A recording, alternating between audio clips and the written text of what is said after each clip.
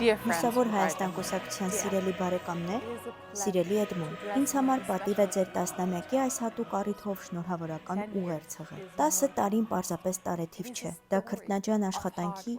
աճի և իրական ազդեցության պատմություն է։ Դուք կառուցել եք մի կուսակցություն, որը սովորել է, հարմարվել և ամենակարևորը,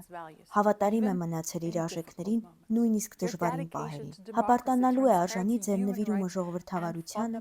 թափանցիկությանը, մարդու իրավունքների և հիմնարար ազատությունների պաշտպանությանը։ Դուք ամուր կանգնած եք որպես եվրոպամետ ուժ, պահելով Հայաստանի եվրաինտեգրման ճանապարհը կենդանի,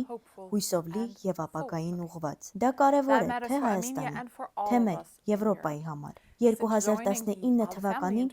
ALDE ընտանիքին միանալուց ի վեր ձեր գաղափարները, էներգիան և ազատական սկզբունքների նկատմամբ նվիրվածությունը